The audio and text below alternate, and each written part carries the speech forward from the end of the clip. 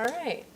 We'll call to order the Poquoson City School Board meeting, September 19th, 2023. Call to order. Thatcher?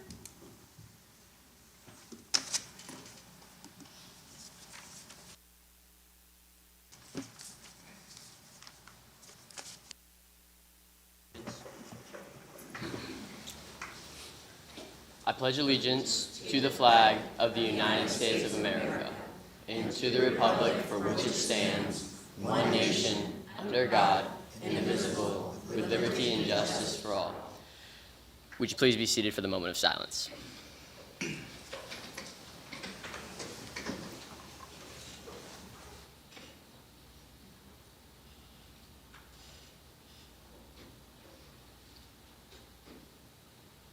Thank you. And I have an inspirational quote to start off our meeting. Challenges are what make life interesting, and overcoming them is what makes life meaningful. That is by Joshua J. Marine. Thank you.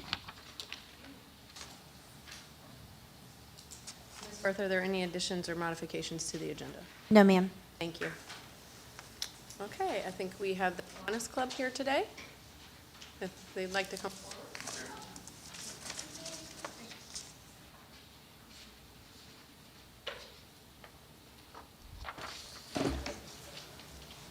Thank you, Chairwoman Martin, members of the school board, Superintendent Tillett. Poquoson City Public Schools and the Kiwanis Club of Poquoson share much in common. Our missions are very similar.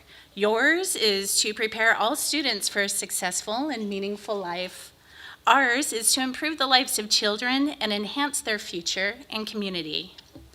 We strive to meet our mission to support children in the community in a variety of meaningful ways, such as supporting schools and welcoming new teachers, growing the service leadership programs of Key Club, Builders Club, and K-Kids, and partnering to help support citywide programs such as National Night Out. These efforts are the result of the dedicated volunteers in Kiwanis and the collaboration, cooperation, partnership, and involvement by many in this school system, city government, and the community. We cannot see it succeed by ourselves, and we thank you and all of those who are listening, who work with us and support us. I'd like to turn it over to longtime Kiwanian Charlie French to make a presentation. All right. I wonder if we could get the principals or a representative from each one of the 4 schools to come forward, if the principals are here. We're going to be giving the principals some money this year, quite a bit of money. And the money that we give to you, the Kiwanis Club is turning over to you, is to help meet your needs in taking care of your students. It can be used for any students who can't afford field trips. It can be used for motivational incentives for your students or your staff. Anything that would help improve the lives of students. It can be school beautification. Kiwanis puts no restrictions on money. We have this money that we try to set aside each year or have left over to give to you. So we're giving each of you. Angie has a check here that we would like to give this. Let me tell you that we're able to do this because we have a very, very active organization, the Kiwanis Club of Poquoson. We have a few fundraisers. I'd be remiss if I didn't mention that the upcoming Seafood Festival is coming, and we'll have a booth there selling barbecue. We have the Frosty Festival and a number of different projects throughout the year. We welcome visitors and guests, of course, to every meeting. We meet in the mornings at 7:30 at Tabernacle. So if you're interested in improving the lives of students and your youth, we welcome you to come and have breakfast with us for fellowship with a room full of very positive men and ladies who share similar interests. All right. So as Angie said, we're an organization of volunteers or a group of volunteers dedicated to improving the lives of our children, enhancing their future and their community. And so we strive to be a positive influence on the children that will grow in a community that believes and nurtures them. So by able to do this, we feel this is one way that we can do it. So we're giving here, Angie has a nice check, Yes. mock check. This one is the mock check of $4,000. It's $1,000 for each school principal to spend on whatever you need. We don't put any restrictions on it. All right. Thank you very much. Angie will.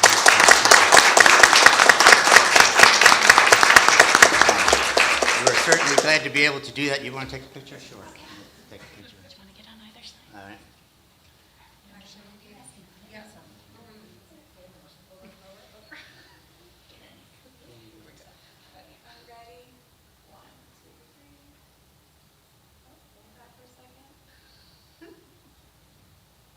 All right, thank you.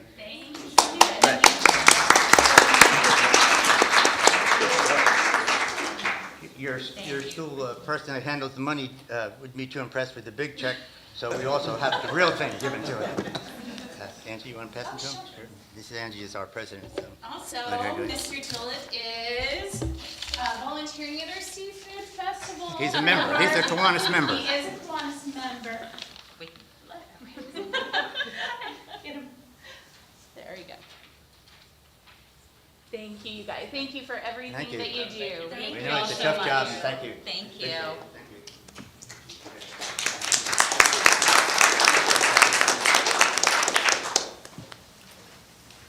Thank you. Thank you.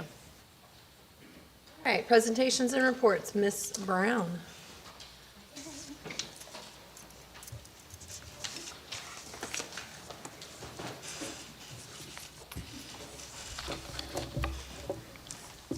All right, good evening, Chair Martin, Vice Chair Burbidge, member of our school board, staff, and community. Tonight, I am pleased to be able to share exciting news regarding our instructional program. We'll go over tonight our accreditation status for the 23-24 school year. That'll be based on our assessment data from 22-23. We'll talk about All in Virginia and the implications for public schools in Virginia. Our gifted education audit, progress, the identification, programming, curriculum, progress monitoring, and program evaluation. And then our 23-24 instructional focus. And then we'll go over that a little bit more in our program.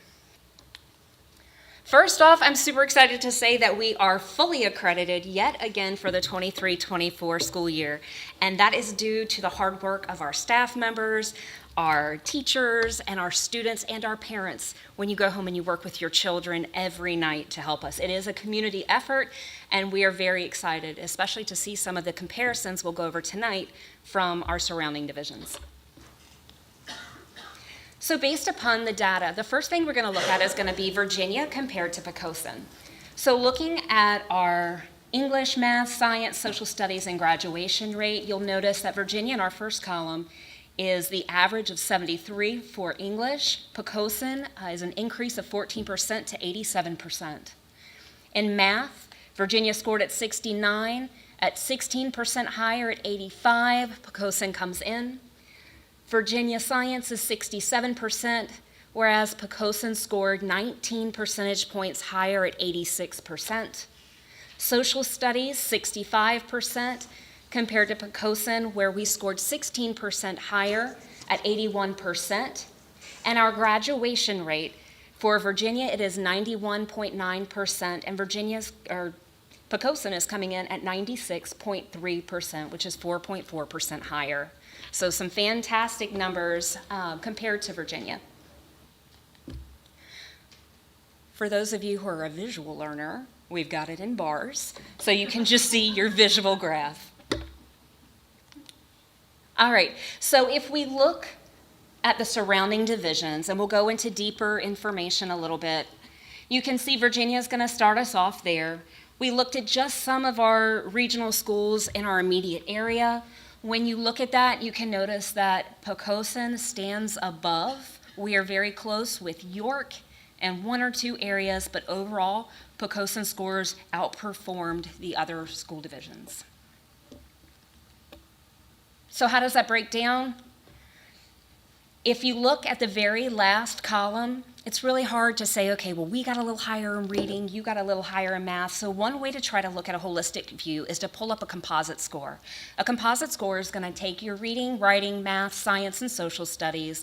We'll average them all together to get our composite. And if you notice, and this is in rank order, Poquoson is coming out at 83.6%.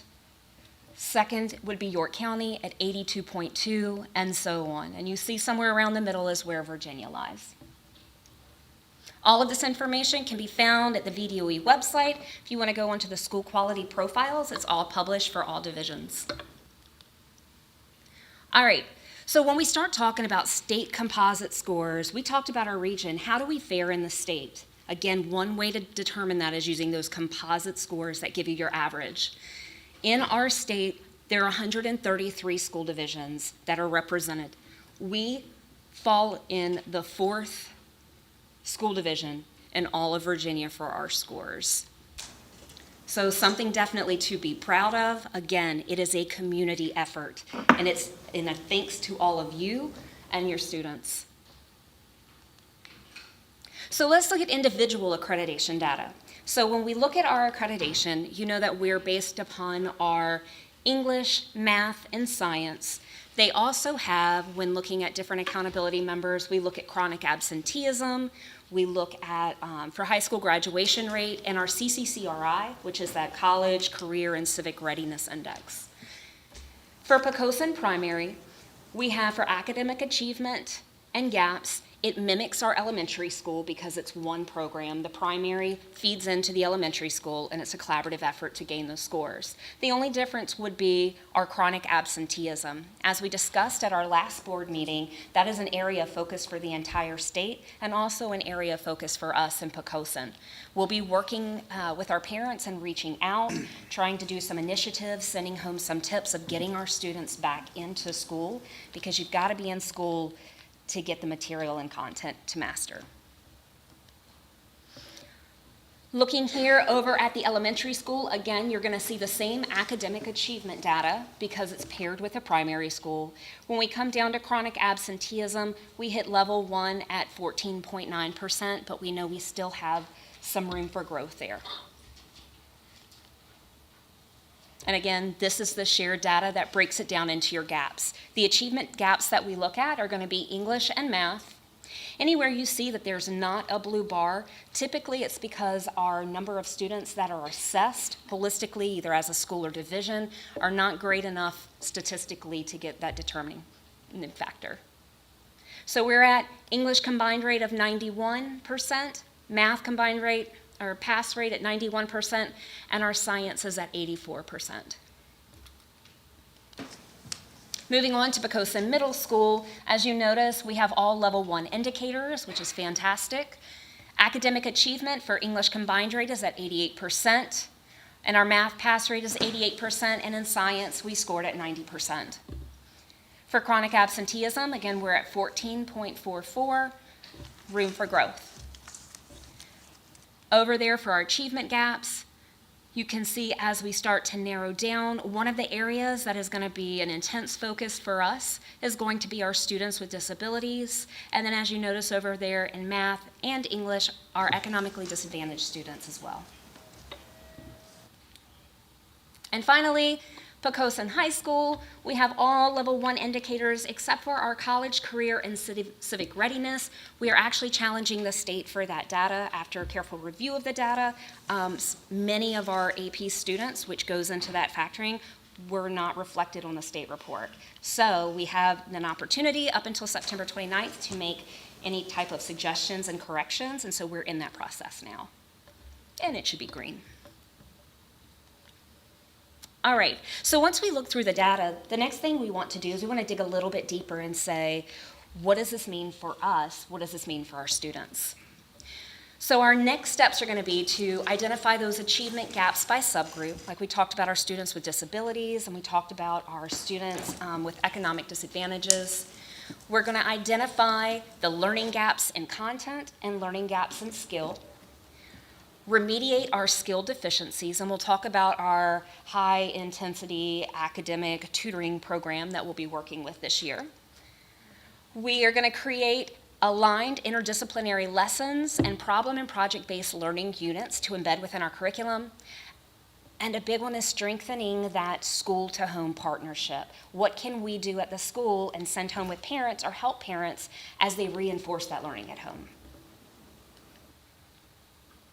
Additional next steps. We've talked a lot in our meetings about the VVAS mechanism that's coming. VVAS is Virginia's Visualization and Analytics Solution. It is a value-added measure that no longer compares students to a cut score, but it compares students to their same group across the state. So you may be at a 510, and that's a pass advanced score. However, when compared to other students who score just like you on previous assessments and have that 510, did you grow as much as you should have based on the algorithm? So we don't focus so much on did you meet a pass score, but have you grown and how far can we stretch you? And I feel like that's the next step, especially looking at our data. We're also going to focus on professional development. We have CERN academies for our teachers right now through William & Mary. It's a year-long process to go through teacher 0 to 3 years. Some of them have signed up to get further developed and really grow in their craft. We also have opportunities for our principals as well. We have student ownership of learning along with Vivas. Now that we have our growth skills, really working with students to identify their own goals and reaching their goals and having their own benchmarks, but bringing them into the process. Increasing rigor within the curriculum. Currently, we are looking through all of our pacing in our curriculum, and we are adding rigor to it, along with additional activities that are going to stretch our students. So that is something that our instructional department is looking at every content level, every grade, and provided extending learning opportunities, and we'll talk a little bit more about that in just a few minutes. And I'm sure that you've heard Governor Youngkin's plan for our combating learning loss. It's called All in Virginia. All stands for attendance, literacy, and learning. And some of the things that go along with that program are going to be, much as you see here, our high-intensity academic tutoring program. So the All in Virginia plan is a 3-pronged approach to accelerate the learning loss recovery that's going to address attendance, literacy, and learning. So for attendance, there will be a chronic absenteeism task force that will be launched by Governor Youngkin. It'll be made up of community members, educators, parents, all coming in together. They'll also have a reducing chronic absenteeism playbook that will come out. We received our first playbook with tutoring. Our second playbook that comes out is going to be geared more towards the attendance. VDOE is also going to be creating a resource guide for educators and local school divisions geared specifically at attendance and how we can get kids back into the school building. So when we look at literacy, just as VLA has come about, and we're really trying to increase and to improve the way we teach reading to our students, grades K through 8 at this point. We're looking at accelerating the expansion of VLA. It's already expanded to K8. Hiring and training reading specialists, and they're sending more funding along the way. The governor's just released approximately, or will be releasing, $418 million. However, school divisions still don't know exactly what the breakdown is going to be to each school division and what the calculation will be used. We have heard that we're going to have different percentages that will go into it, 70% for learning, about 20% for attendance or literacy, and vice versa. So those are some of the things we'll be looking to see.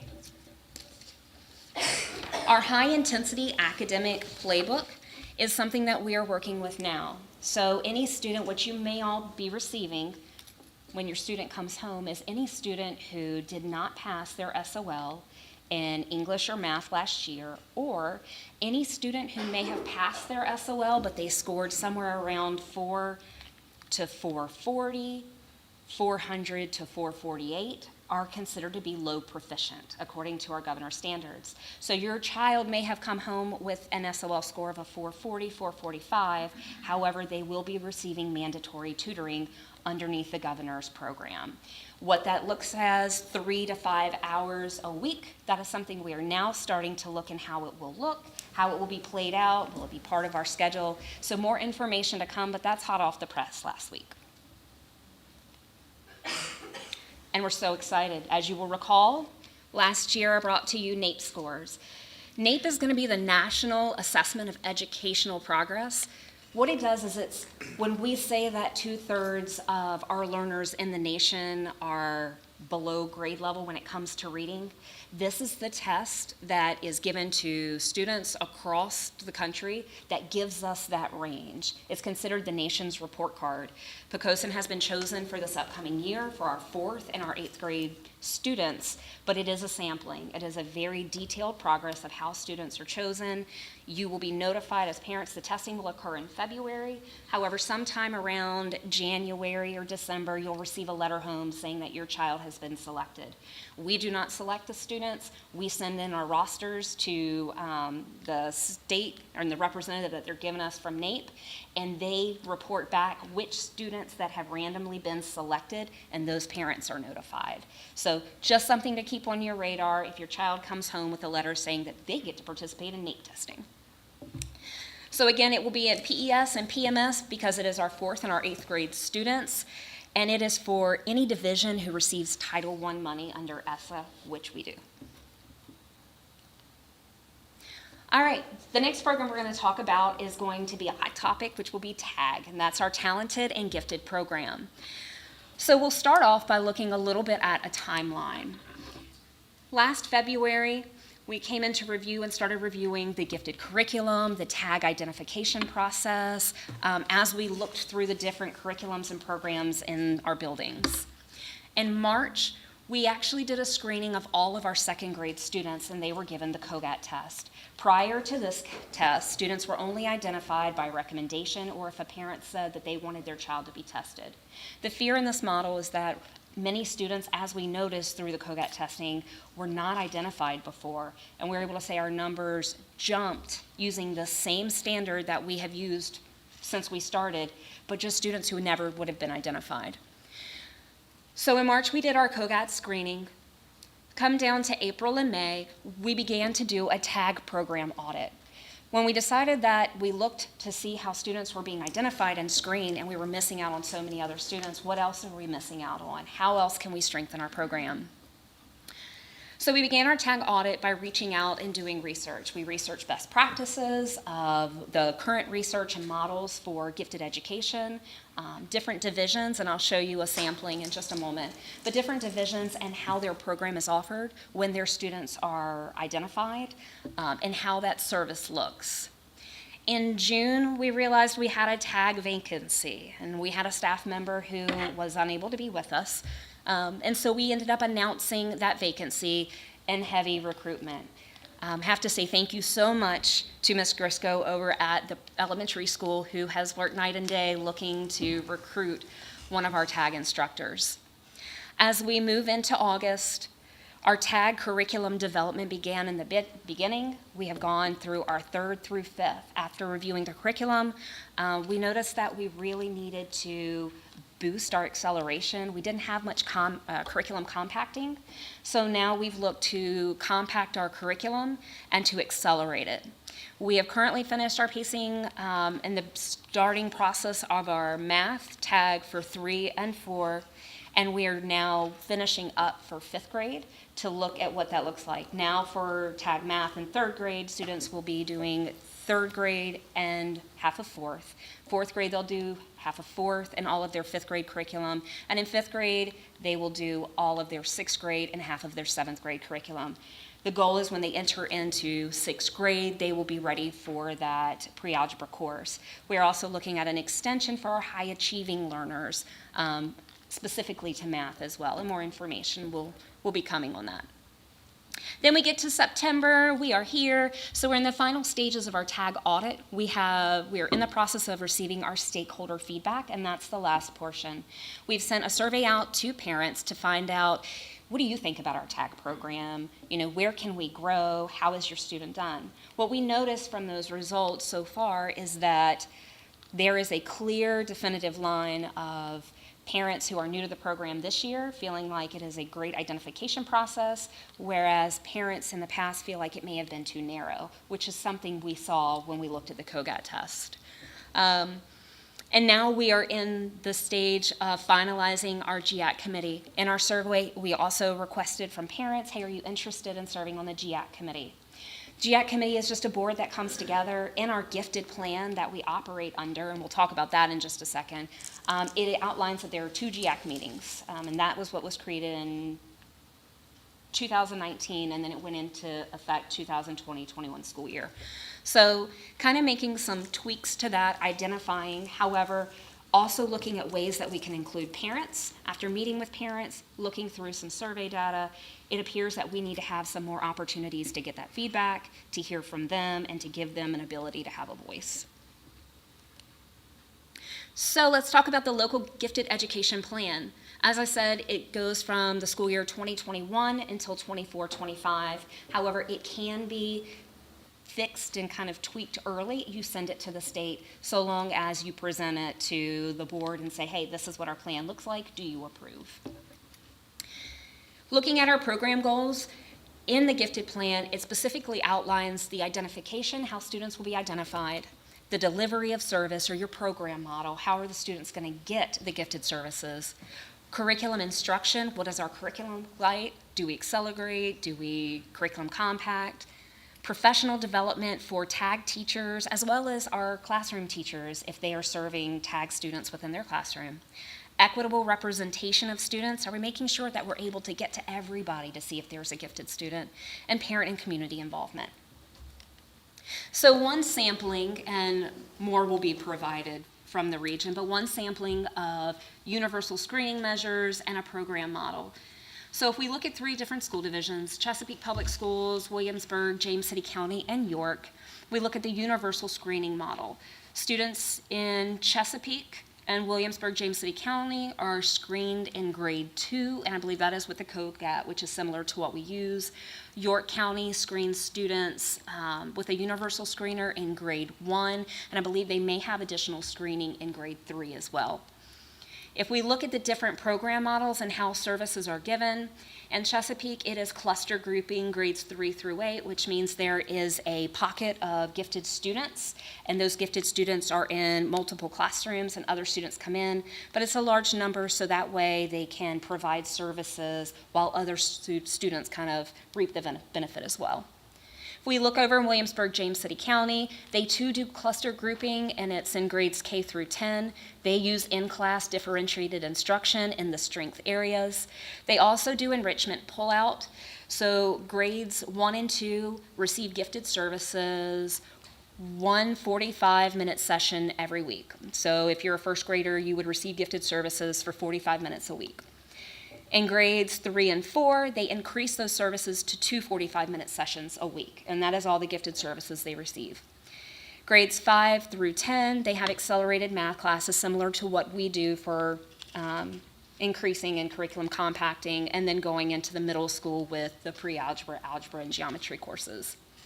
And they have gifted level English language arts and social studies classes. In York County, we mentioned the grade 1 universal screening. They too do a cluster grouping. For grade 1, they test the students midway through the year.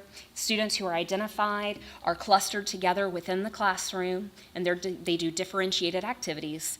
And then in grades 2 through 5, they have an enrichment pullout. 1 day a week, if you're a second grader, 1 day a week you receive gifted services. The new model they're doing this year is they have one elementary school, and the other elementary schools 1 day a week will bus the second grade tag students over to that school and provide services that way. I show you this to give you examples of different ways that gifted services are provided, and there are many more models as well, especially with larger divisions that have a larger population of gifted students. So what are some of our goals for Poquoson for gifted education? One is to build out the tag curriculum 3 through 5 for reading and math. We know that oh my goodness. There we go. Curriculum for reading and math. We know that that's an area that we could strengthen and provide more opportunity. We also want to infuse STEM projects and activities to increase critical thinking, problem solving, and an application of knowledge.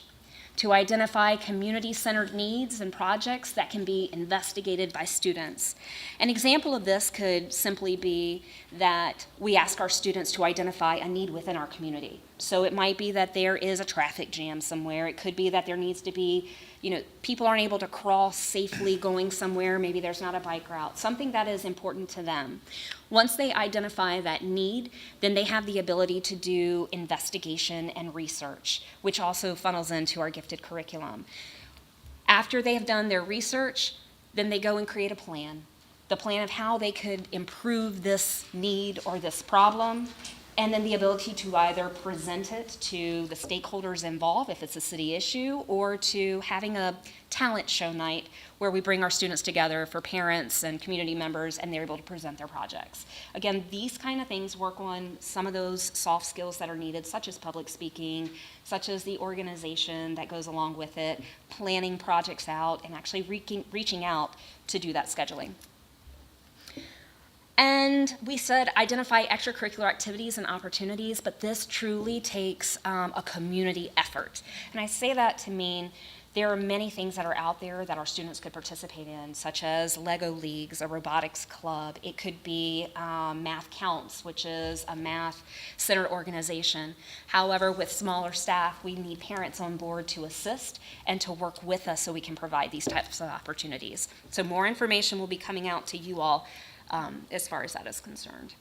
And then increased opportunities for parental involvement through our talent shows, parent nights, and GIAC. And surveys. We're going to survey you more. Overall, our instructional focus for the 23-24 school year is reinvigorating and strengthening our K-5 curriculum as a whole. It's super exciting to see how well our students did. Just imagine if we add a little bit of rigor, how far they could go. Designing accelerated pathways and enrichment opportunities, providing quality professional development, identifying extracurricular experiences and opportunities to extend and enhance student learning, and then now the big one is shifting our focus to individualized student growth rather than just a cut score. I leave you with this. Thank you so much, Mr. Roberts over there. We were actually featured on a national level for the Center for PBIS. We have our PBIS matrix that is used up there at the high school, and it was featured in their September edition for extending school-wide systems and supports to support extracurricular activities. So we're on the map, everyone. And that is all I have for you tonight. Any questions I can answer? All right, take it. Thanks so much. Thank you, Ms. Brown. Spence, financial report?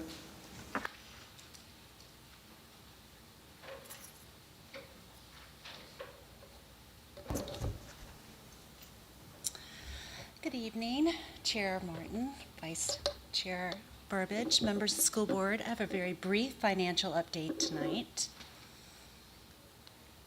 The first deals with the FY24 budget, the state update. As you know, Governor Youngkin signed the state budget last week on September 14th. It includes funding for the 2% raises for the state-supported positions effective January 1st. In addition, as Ms. Brown stated, funding will be provided for the All-in Virginia plan to accelerating the learning loss recovery by addressing the 3 areas that she mentioned: attendance, literacy, and learning. The exact funding allocations is unknown at this time. We won't know that until we receive our state calc tool. Looking ahead to the FY25 budget. Next month, the division leadership will kick off the budget on October 9th. And at the next school board meeting, you'll receive the budget calendar, and also the process will be presented at that school board meeting for you to consider. And that's really all I have for this evening. Okay? Thank you. Thank you, Ms. Spence. Operations update with Dr. Ratliff.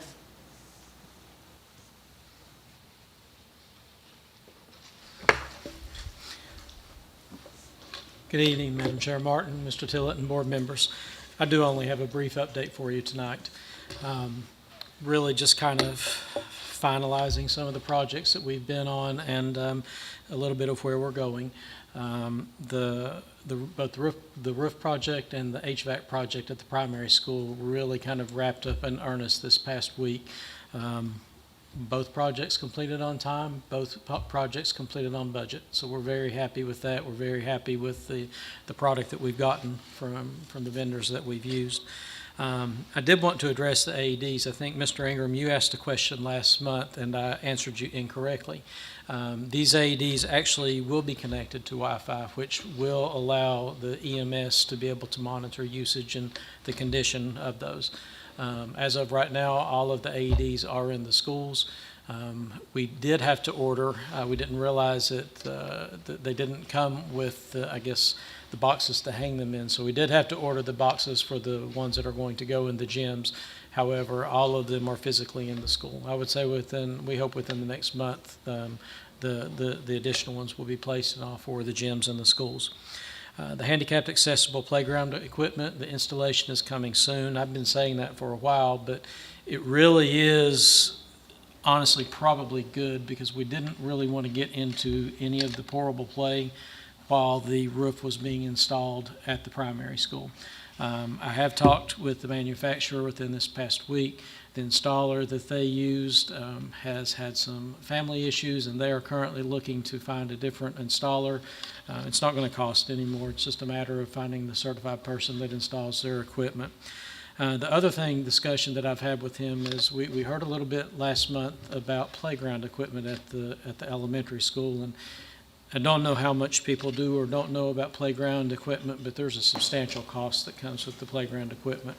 So what we are doing is we're going to go ahead and do the work now to see if it is feasible to be able to add something like that into the budget. So we're going to go ahead and get some accurate numbers to see if that's a direction that we're going to be able to go or no. And finishing up transportation, so far we're running really smooth. Within, I think by the end of the second week of school, the 8th day, our drop-off times of the afternoons were just around what they normally will be for the year. We're still adjusting student seats and routes a little bit, just really depending upon where they live and numbers on buses. But at this time, just looking at the times where each of the schools are kind of hitting the marks that where we normally are and what we typically expect. And that's all I have for you tonight, unless you have any questions for me. Thank you. Thank you, Dr. Ratliff. Ms. Firth, is there any public comment? Yes, first I have Branson Matheson of 100 Medina Drive of Yorktown. Before we get started, Mr. Matheson, I have to read this. The Poquoson School Board welcomes public comment during regular meetings. School board members do not respond to public comment during a meeting. All comments should address a matter related to Poquoson Public Schools. The school board will not hear public comment that involves an individual student-related matter, the disclosure of which would violate applicable confidentiality requirements. The school board expects that each speaker will be courteous, modeling for our students how one can respectfully disagree with others' views. Speakers will address their comments to the entire school board and not to one individual board member, nor to the audience. Speakers are encouraged not to engage in personal attacks. Speakers will present their comments from the podium. To follow school board policy, time allotted to speakers shall be 3 minutes. Thank you. Thank you. So my name is Branson Matheson, and I've been a volunteer at Poquoson High School for 6 years. I'm here to thank you for your support for the choral program and its decision to keep our equal opportunity and non-discrimination policy consistent. As a volunteer, I work with the choral director to run the stage crew, which supports evolution in the choral department events. I guide students on many after-school and weekend days on show design, engineering, building the sets, audio and lighting, and training how to safely transport and run the show. We then compete our show around the state, and we have won many awards for all that we've achieved. This work has been an honor and a privilege, and it's one of the proudest things I am a part of. I helped create this group because when I went to Poquoson, outside of the drama department, I didn't have a space to fit in. I wasn't a popular athlete. I wasn't in the band. I wasn't one of the cool kids. I had friend groups, but very little that was organized around something amazing for the school, something I could be proud of. So I was lucky to have some great teachers and friends that helped me navigate high school. And because of their support, I wanted to give back and create something amazing for our students. And so Crew was born.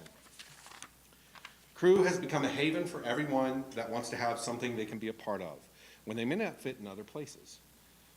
It's a popular program, growing every year to now 23 students for this year's show.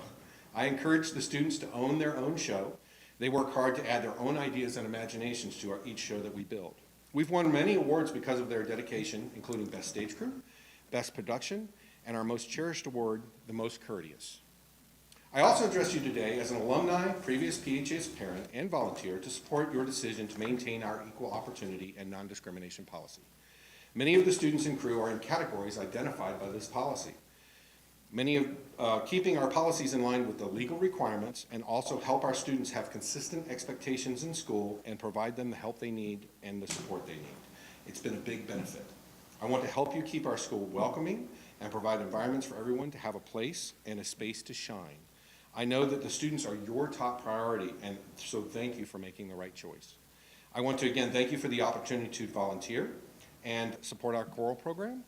And I want to thank Mrs. Wade, Mrs. Maxwell, and Mrs. Reed for being amazing directors. I want to thank Mr. Roberts and Mr. Tillett for supporting us over the many years that we've been doing this. And I thank you all for your continued support of the Poquoson Arts. Thank you.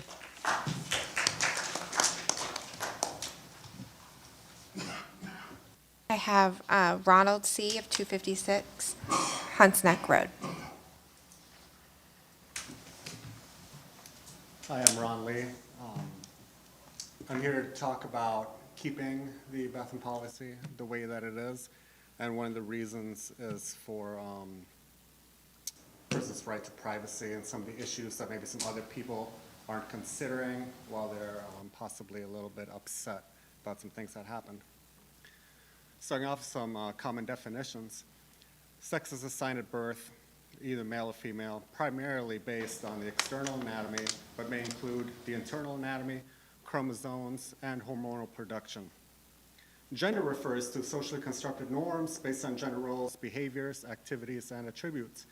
While social norms and construction are responsible for some typical gender expressions, others are biologically influenced, which is how most people view gender. The sex of a person influences their inward and outward gender expressions.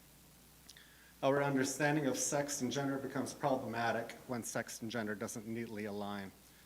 Consider intersex, which happens once in every 1,500 births. Intersex refers to a person born with a combination of male and female parts. Often babies are not diagnosed as intersex at birth, since only their external parts are visible.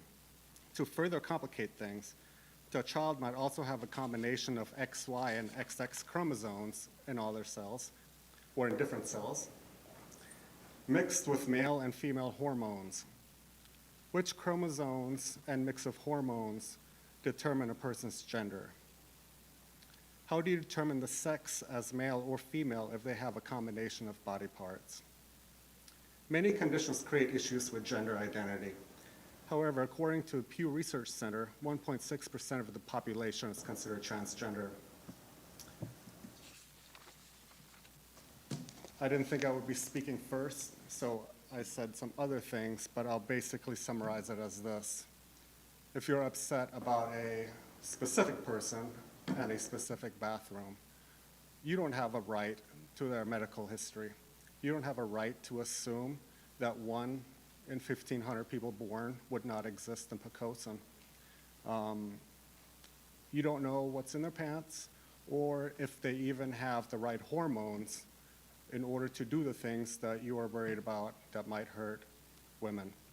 However, we do know statistically that trans women forced into a men's bathroom are often assaulted violently. Some are even murdered more often than someone is sexually assaulted. Until my time runs out, I have some statistics. So far in 2023, 2,832 sex offenders violated crimes against children. 3 of them were transgender. The odds are 1 in 1,391,129. Sir, you've reached your 3-minute limit. Thank you.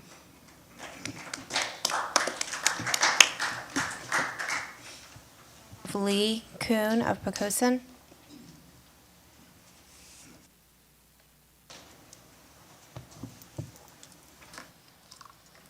Hello, everybody.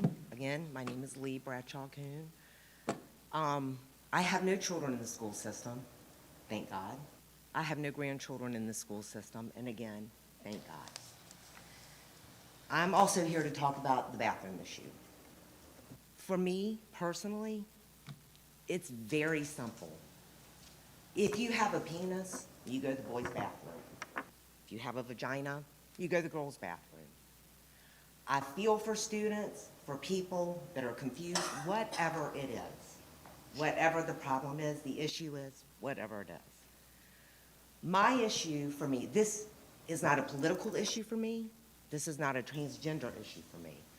This is, for myself, a safety issue, a comfort issue for every girl, not for the majority of girls in a public school system, period. Period. I never in a million years thought this would be an issue, but here we are. But again, the 7 hours that a student's in school, they can use the restroom that is what their gender is on their birth certificate. If they're not comfortable doing that, there are 5 other options at Poquoson High School for a student that is not comfortable doing that to use. 2 in the nurse's station, in the nurse's office, and 3 faculty bathrooms that were taken from the faculty for unisex bathrooms. If I'm not mistaken, they are single stall bathrooms. There's 5 other options. Use one. Use one. No one's right. If they are uncomfortable using the bathroom of the sex that they were given at birth, their rights don't outweigh anybody else's at that school, male or female, adult or child. That's just the way I feel about it. I've got some that I will be emailing to you because after what Ms. Martin said about what we could and could not say, it's really hard for me. But I've got some things that I will be emailing to each and every one of you that shows that when you go into a restroom, you go in there, you do your business, wash your hands, look in the mirror, make sure you don't have toilet paper hanging out of your pants, you go about your business. That's not what's happening in all of the restrooms at Poquoson High School. I have pictures that I will be glad to share with each and every one of you. So let's not get these things confused. Thanks. Thank you. I have Reverend Michael Burnett of 40 Pasture Road. Thank you. Madam Chair, Vice Chair, members of the school board, thank you for giving me a few minutes. I'm also here to talk about the latest controversy regarding bathrooms in school. I do congratulate the school for upholding the Supreme Court precedent which says that children have the right to use the bathroom with which they identify. In my current occupation, I'm campus minister to a campus ministry at Christopher Newport University, which, while one of 11 Christian campus ministries on campus, is the only one which does not limit the full participation of LGBTQ persons. And as a result, I minister to a lot of LGBTQ people, including trans and non-binary people, many of whom, now in their late teens and early 20s, are working with folks like me, with other pastors, and with trained mental health professionals to work through trauma that they accrued in their early years, largely from being unsafe in restrooms that they did not feel comfortable going in. Again, physical assault is very common for folks who are considered to be other in places where there are no cameras and nobody watching. In my early ministry career, I also served as youth director of Tabernacle United Methodist Church here in Poquoson, and I got to know the young people of this community, many of whom also identify as LGBTQ, but many of whom are uncomfortable admitting it even to their parents because they either feel unsafe, unwelcome, or they might have their support cut off. A large portion of that comes down to hearing how their parents and their larger community talks about people like them. I was heartbroken and disturbed to find out that some of the members of our community, some of whom I know wanted to be here tonight, had accusations of sexual predation leveled at them when they came out in support of this student. The harassment that they have suffered simply for voicing support. I know we have students in our schools who have suffered similar harassment and threats and false accusations simply for coming out as various shades of LGBTQ. I hope that we can remember, and I hope that we can, starting with our school board and filtering through to our administrators and our entire education system, I hope we can lead by example in remembering that we're not talking about broad stroke problems to be solved or issues to be addressed, but we're talking about young people who need to be loved and supported. So I don't suspect any members of our school board were part of the chorus. I hope they weren't. I wouldn't assume you are. Sir, you reached your 3-minute limit. I hope you can take initiative in putting it into that kind of talk. Thank you.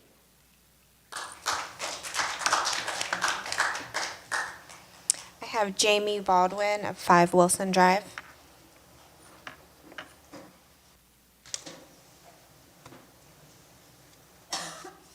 Hi, my name is Jamie Baldwin. I'm a stay-at-home mom of 4 kids, 2 of which are in the public school system.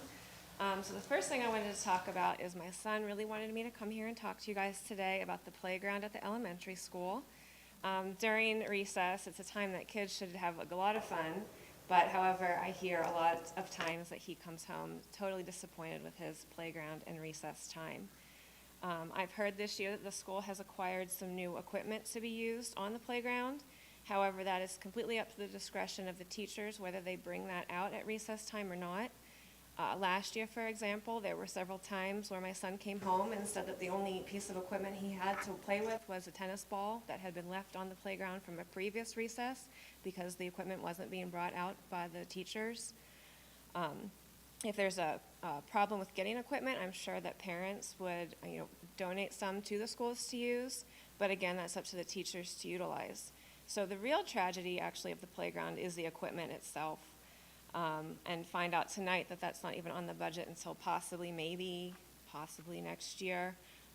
We have a nice new, it's relatively new, I don't know, 15 years, elementary school, the building itself, but then the playground is very broken and sad, very sad. The other thing I wanted to talk to you about is something that I've seen to be a recurring staffing issue. Last year, my son's 3rd grade teacher was the school's full-time sub. She was brought in to fill a position because there wasn't a teacher to take that spot. It was supposed to be a temporary position. No one was hired throughout the year, so she stayed on as the full teacher for that classroom. And then this year, his 4th grade year, we found out that the TAG program had been cut in the beginning of the year because the school is missing a 2nd TAG teacher. So these staffing issues seem to be recurring year after year, and I'm very concerned with the legacy homestead that's being built next door as to what we're going to do to staff the schools for excellence when we have an influx of new students, because we seem to have a problem staffing for our current student population. The third thing I wanted to mention is simply to reiterate the reinstatement of the Gifted Education Advisory Committee. With our recent parent meeting with the administration a few weeks ago concerning the TAG program, we talked about reinstating this committee. I'm just here simply to advocate that that actually becomes an active committee in which both parents and teachers can work together to improve the gifted education program district-wide. Thank you for your time. Thank you.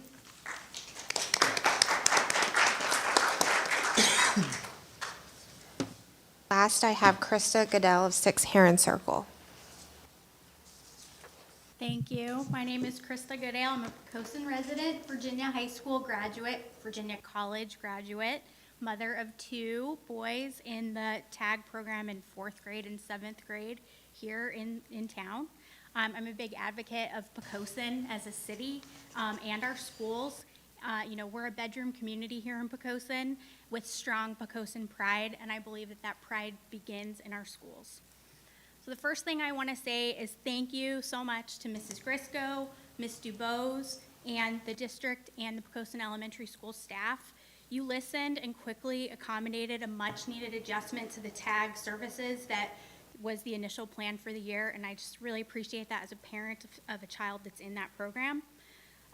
In terms of kind of the long-term plan, I think that acceleration is needed. Ms. Brown discussed rigor within the curriculum, and I'm excited to hear that she's thinking about that and that the board is considering that. I think it's very important and much needed. I've been watching our 7th grade kind of start out in this program and continue on into the middle school, and now I have another one starting in the elementary school. Acceleration is needed across the board for the gifted students, starting in 2nd grade and then all the way through in math, literacy, and science. Acceleration needs to start at the 3rd grade level to prepare our students for STEM in high school, in middle school, college, and in their future careers.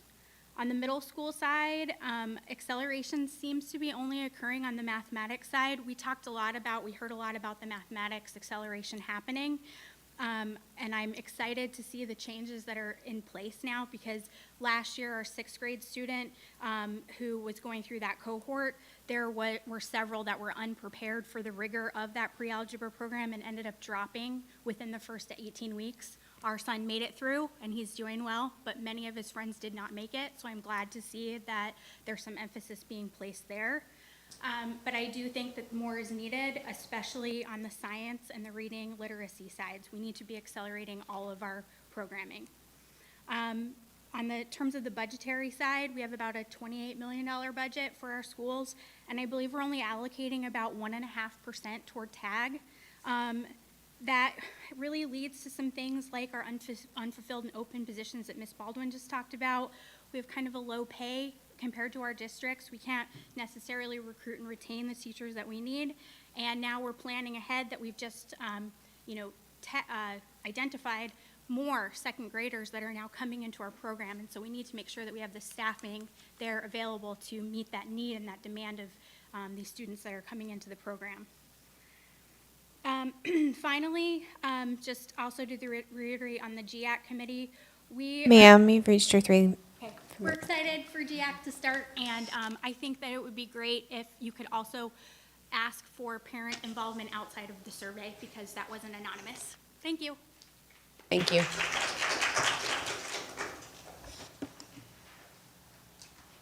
I don't have any more speakers this evening. Is there anyone else in the audience that didn't get a chance to sign up? Okay, we'll proceed on with our consent agenda. Dr. Burbidge, sorry.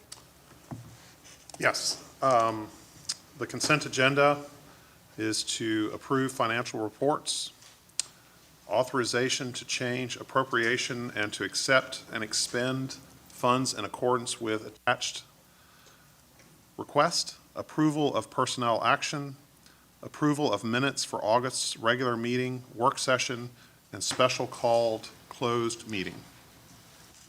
Madam Chair, I'm going to move to take sub-item D and vote separately.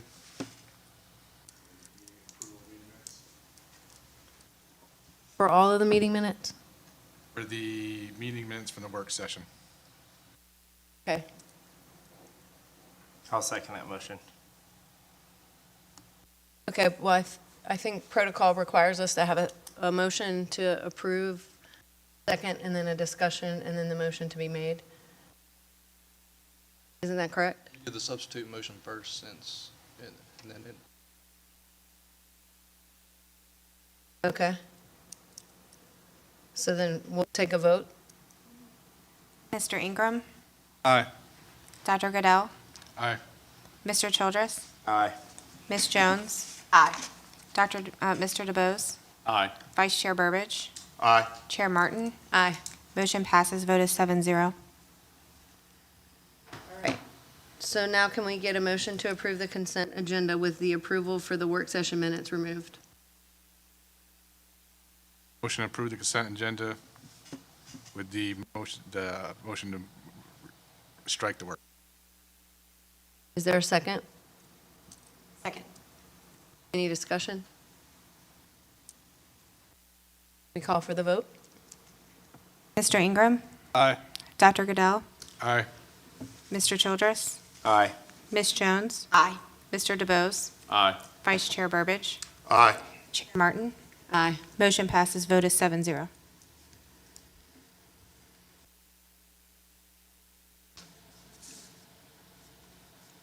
Is there any other motion to be made for the work session minutes?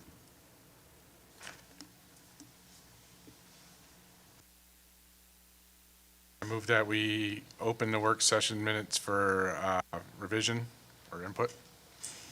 Okay. Is there a motion for addition to the work session minutes? I'll second it. Is that what we need? Talk about now? Okay. Make the change, a second, and then a discussion. Okay, so discussion. All right, so the reason why I wanted to pull it separately was when reviewing the minutes, I think there was just some things that weren't captured in the work session that I wanted to be put on the record. The first was with the handbook code of conduct when we discussed fees. We noted that action resulted in a reduction of student fees. That's not put on there. If somebody, hey, that Goodell guy increased the fees. Right.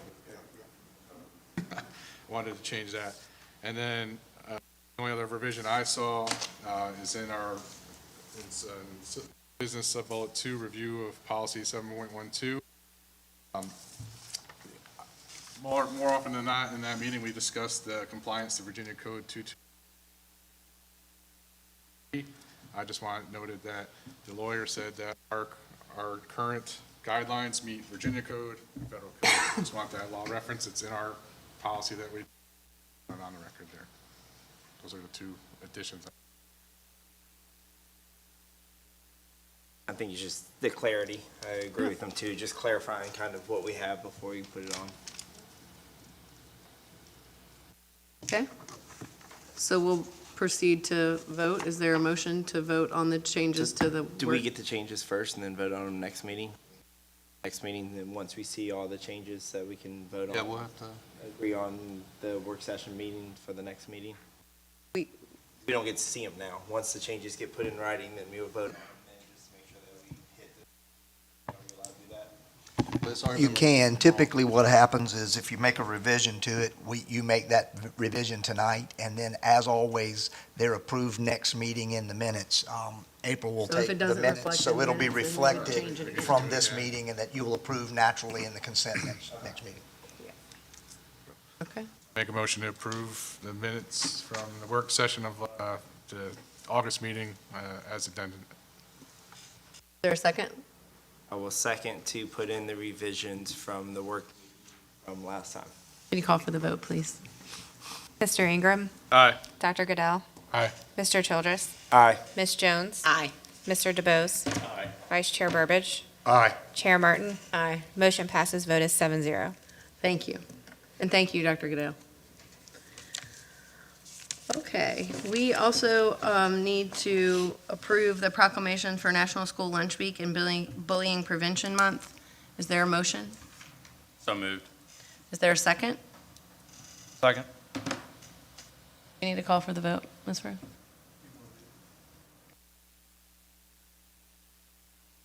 Mr. Ingram, Aye. Dr. Goodell, Aye. Mr. Childress, Aye. Ms. Jones, Aye. Mr. DeBose, Aye. Vice Chair Burbidge, Aye. Chair Martin. Aye. Motion passes, vote is 7-0. Thank you.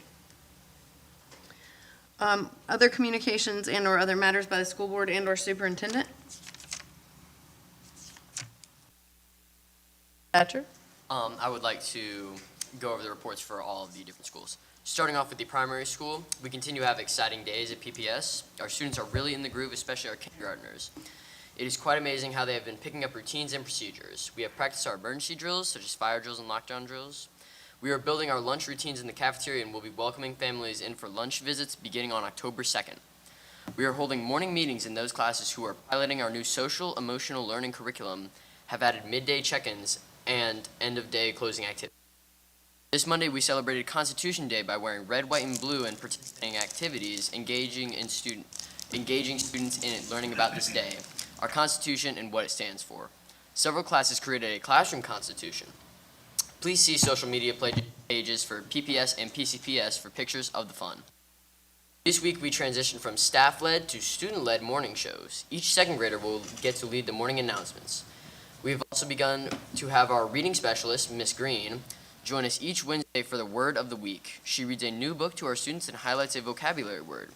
Using decoding skills and context clues, all students are then able to submit their educated answers as to the meaning of the word.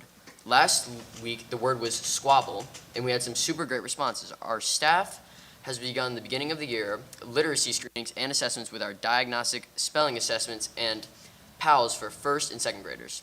Pre-K and kindergarten students will begin their PALS assessment in October. We use data from these assessments to plan for instruction and instructional grouping and to identify students who have the need for additional support and instruction. I want to thank all the families who came to our back-to-school night last week. We hope this information time with our teachers was beneficial. Their presentations have been posted and hard copies sent home for anyone who could not attend or who would like to look at them again. Thanks for keeping in the loop with all things PPS and Parent Square. We will use this to provide information, updates, news, and resources so you're all well informed. Please also consider joining us for the PPS Spirit Night, which will be held next Tuesday, September 26th at Poquoson Diner from 5 p.m. to close. A portion of the proceeds go right back to our school. And now for the elementary school. Poquoson Elementary School has been off to a great start for the new school year. Our teachers and students have been focused on routines, procedures, and positive relationships. Many teachers on each of our grade levels are a part of the Caring Schools Community Morning Meeting Curriculum Pilot, and all of our teachers use a morning meeting routine to start each day. We are focused on making sure our students feel safe and a sense of belonging with our classrooms and our school community. We are celebrating our positive office referrals each afternoon and hope our parents are enjoying the pictures of our positive office referrals sent out so far.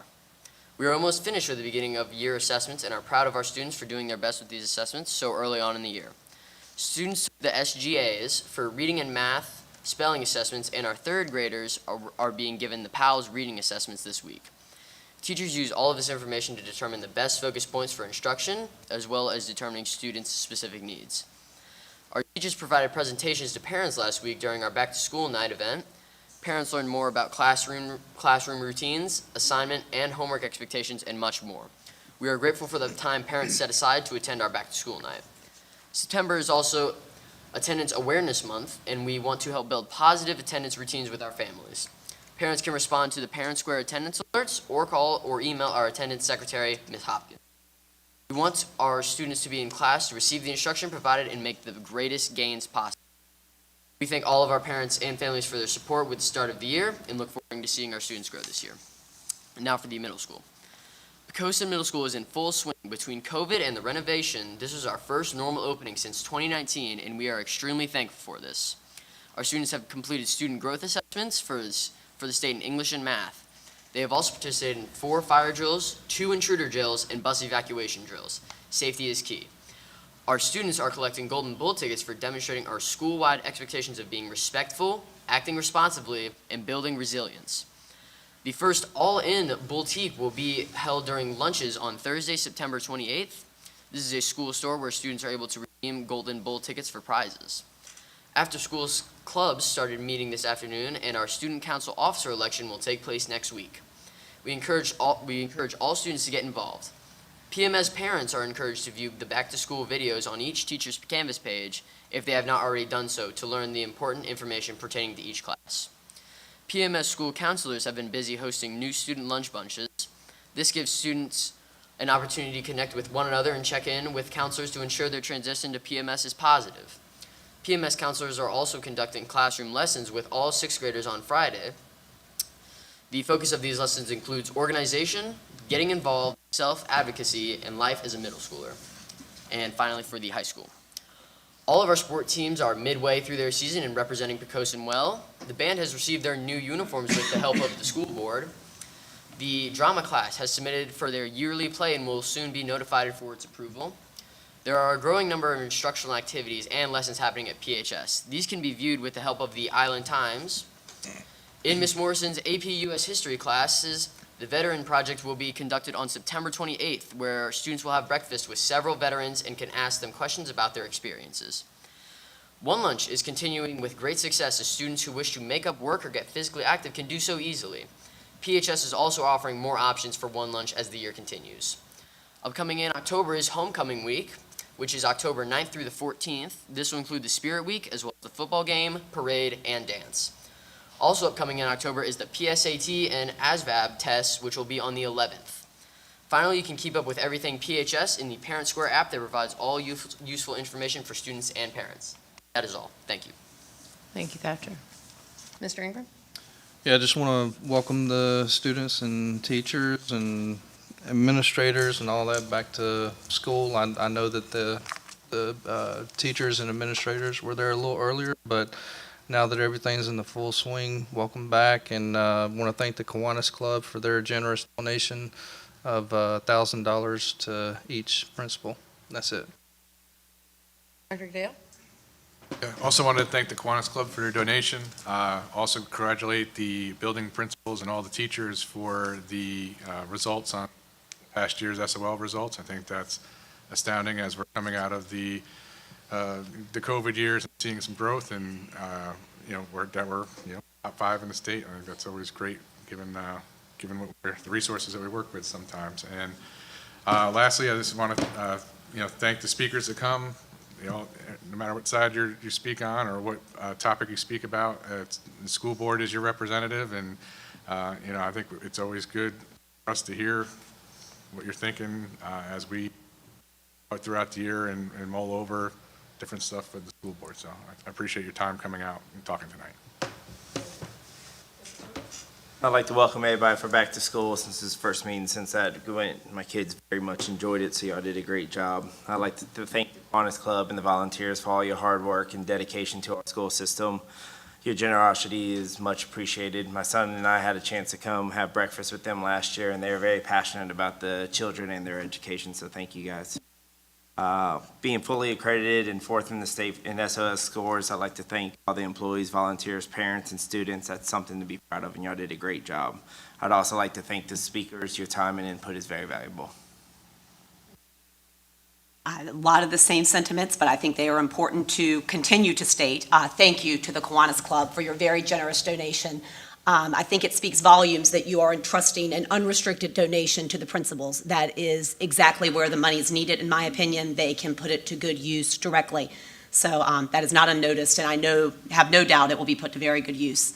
Thank you to our administrators, teachers, staff as a whole on the full accreditation, as well as the strong composite scores. Also to PPS and PES for bringing back to school night. I attended the elementary school with my daughter, and I think it's very important to get us parents back in the building, and we appreciate your efforts. It looked like it was well attended. Couple more notes I took. Happy to hear the update on the playground equipment. Thank you for that as well, and knowing that we're investigating the enhancement opportunities. Thank you to those who came for public comment. We do appreciate your time and energy and effort in preparing very well thought out comments, and your respectful insight, and also for addressing the matters in the appropriate setting. We appreciate you and hear you, and thank you for your time. And finally, thank you to PPS for recognizing Constitution Day. That, I think, was a very novel and wonderful idea, and I think it's very important to introduce that to our youngest students. So, thank you very much. Again, want to thank the Kiwanis for the donation to all the schools. It was really nice to see that. Also want a special thanks to all the teachers and students. I know everybody's had a great first 3 weeks. Some of y'all a little bit longer, but thank you, and I know that they are having a good time. Also, a special thanks to all of those who've jumped through hurdles over the last few weeks to ensure that our students are well educated. There's been a lot going on and a lot in the background, so I want to thank everyone for everything that they've done. Also, again, want to thank all the people that attended tonight and had public comment. It's always appreciated, and it really shows that everyone in here is committed to our most valuable asset, our children. So thank you so much. I'd like to sort of reiterate some of the other things. I'd really like to thank the Kiwanis Club for your much appreciated gift to our schools. It goes a long way to help, the 4 schools that we have. I'd like to thank the teachers and staff. I know, this fully accredited all schools is huge. Also, the fact that I made specific note that the science SOLs for Poquoson were top in the Hampton Roads area. So we're doing a great job. Our teachers are doing well, and keep up the good work. I would also like to thank all the people that came for public comment. It's important that the public feel strongly about something, that they come and talk to us in civil discourse. I think that's important, and thank you for coming. And lastly, I'd like to thank Thatcher for updates on all the schools. It's very, thank you. I echo the same sentiments of my esteemed board. Thank you to our administrators, and I think we should have a party for like 4th in the state. That seems like a big deal to me. I don't know, but I'm pretty proud of that. We heard about our Poquoson Pride. I think that's something that we should definitely celebrate as a team. So let's talk about that. Thank you to the principals and to the Kiwanis Club for supporting them and their mission to help our students. That money will go a long way. Definitely thank you to the public and those who took the time to speak. We appreciate everybody, and the views and the input is important to us as your board. So we were heard, you were heard, and we appreciate your time. Lastly, I also wanted to thank Thatcher for doing a great job. I know this is new to you, but you're really doing a great job, so thank you very much. Hard going last, because I say ditto to everything the board has just said. But I do want to put in a couple of plugs. One, it's great being number 4, but we're shooting for number 1. So we're going to continue to push and pull and prod until we have the distinct honor of number 1 in the state at everything we do. And that's our goal, always has been. We're very focused on a very comprehensive strategic plan. People ask occasionally, what are our goals? Well, if you want to see them, go on the website and click, and you will see very comprehensive goals with action steps that we're very much committed to. And this is, as the governor says, an all-in approach. In Poquoson, it's an all-in approach. We're very much all in. We are going to need, and this is my shameless plug, your help with with 2 key things. One is we got to get the kids to school every day. The COVID dealt us all a bad deck when it was easier to stay home, especially when they had a device and a lot of the instruction was delivered that way. But the best instruction happens face-to-face in our classrooms with our teachers and educational professionals. So please, if anybody's listening out there, get your kids to school every day. We know people get sick, and we'll help them catch up if they do have to be out, but we need everybody in school. And secondly, the all-in approach to tutoring. This is a great idea. One that we actually have been working on before this was launched from the governor's office. You heard a little blip tonight from about the program that Mr. Roberts and the folks at the high school are doing with the One Lunch. That is a version of what has to happen now with all of our schools with large numbers of kids as we really focus on individual students and their growth. And this is going to also require some help from parents and community members. We need all the volunteers we can get in our school. Every time I go to the primary school, and I know I'm going long tonight, there are parents in the hallways reading with kids, and it just does my heart good every time I see it. And I'd love to see hundreds of parents out in our schools every day reading with kids, helping kids learn. We actually have rocket scientists in our town. We say, well, I'm not a rocket scientist. Well, you are rocket scientists, and we need you here helping our kids learn and grow at high levels. So thank you all for everything you do, and thank you, board, for all your support. All right. Well, with that, the meeting is adjourned. Thank you.